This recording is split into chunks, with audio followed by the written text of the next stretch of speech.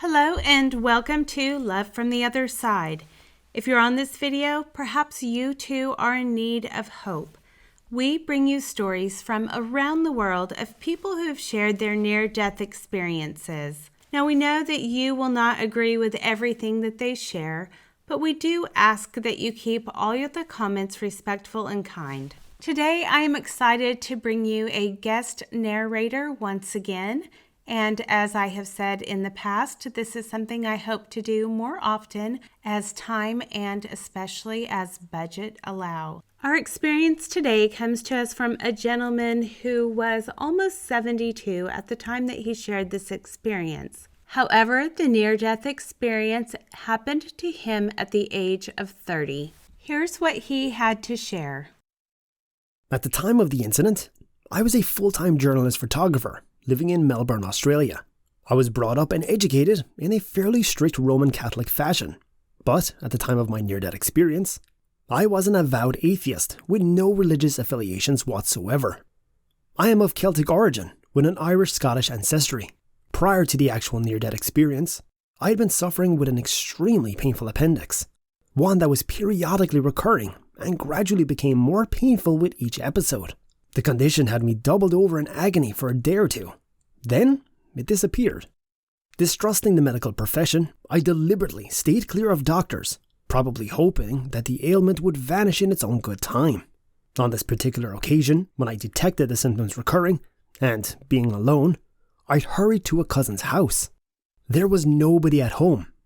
I collapsed outside the rear door of the house, doubled over in agony and moaning. It felt as though something inside my guts was trying to rip its way out with a blunt knife. And I could distinctly feel the internal terror was not going to abate, but was actually increasing in intensity. I felt something exploding internally, and I lapsed gratefully into unconsciousness. Emerging suddenly from my unconsciousness, I was amazed to see myself looking down on my body that was lying crumpled and inert on the floor. It was not a dream. The clarity of vision and awareness was equal to my conscious state. I was fully alert and sensitive to my surroundings.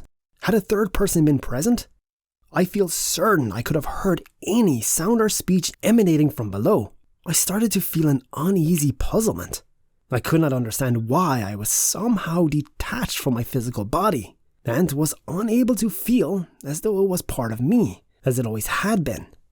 Then I started to feel some sort of force or energy or influence that overcame me and started to draw me away from that dead thing on the floor. It was a gradual rushing sensation, one that accelerated madly. It felt as though I was in some sort of tunnel, and my conscious self was being rushed somewhere to an unknown destination. The speed frightened me. I think I closed my eyes and waited for whatever the outcome might be. I felt the speed of the rush lessening after some seconds. Curiously, I opened my eyes. The dead person that had once been me was gone. I could see a powerful light somewhere up above me in the void. It wasn't just a light as such. It emanated a great love that seemed to encompass my very spirit. The traveling sensation slowed, and I was in some sort of vacuum or a hollow space. A featureless landscape, and over it was the brilliant, loving light that somehow eased my fears and made me feel at ease with my unfamiliar surroundings. I then became vaguely aware of being surrounded by spiritual presences. I could see nothing in a physical sense. It was just an acute awareness that was somehow instilled in my being. I had the distinct feeling that the presences were of people who had known me in the physical world. They were my grandmother, my father. Certainly, while the others were ambiguous but oddly familiar. They radiated a great love and a sense of caring while we were connected. I heard a voice, not orally expressed, but inside my head, as though it was being communicated in a spiritual sense. It stated, "You haven't finished everything. You must go back." I started to protest, but without reaction.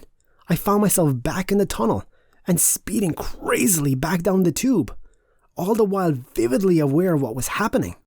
Quite frankly, By this stage, I was convinced I was having a bout of insanity. I could think of no other explanation.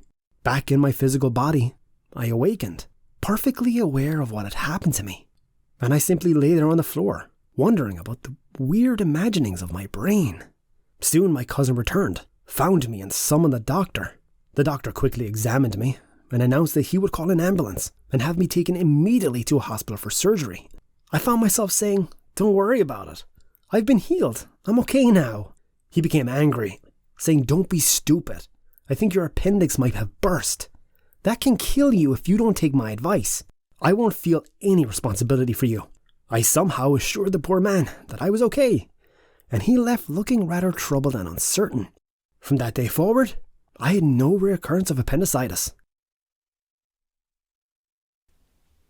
If you would like to read more about this experience, I will put a link in the About section of the video where you can read more details about what happened to this person after their experience. They did say that for years afterwards, they did not mention it to a living soul. Much later in life, he accidentally came across a book titled Life After Death, and it was then that he started to relate his experience to certain people who he thought may not ridicule him. Well, I don't know about you, but I'm certainly glad that he did share his experience. I hope you enjoyed listening today, and as always, thank you for sharing your time with us. We're glad to have you here. Until next time, God bless.